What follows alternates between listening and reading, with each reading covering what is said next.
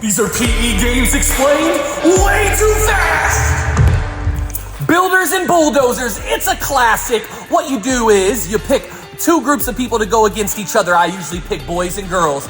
Then they will either have to knock down or pick up the cones with a certain body part. For this round, watch. The boys will pick up the cones with their feet and the girls will knock it down with their elbows. Ready, set, go.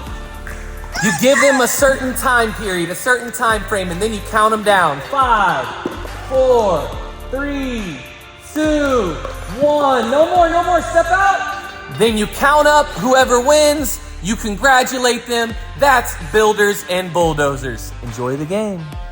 Hope you liked the game. If you did, let us know with a thumbs up or a comment below. Subscribe if you want more. Speaking of more, there's some more at the end of this video, some tips and tricks to help the game run extra smooth. Let's learn, let's play, and let's do it together. Peace!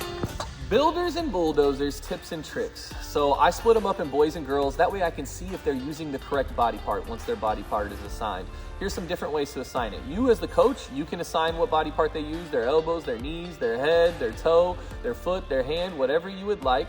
But sometimes it's more fun for the kids to see like a board of choices, 6 different choices, and then you roll a dice and that determines what they use to either knock them down or pick them up. If you got a class that's really good at following your rules and expectations, then you don't have to do boys versus girls. Maybe you could just split up side versus side, this side of the gym, or different classes versus each other.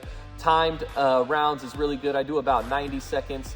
If that gets to be a little bit too fast, you could extend it, whatever works for your class, right? And then you just change up the rules after every round. It's a good little warm-up game. It gets people moving, and there's a lot of laughter and joy with it. Speaking of laughter and joy, I hope that you're having a good day. Take care, and goodbye.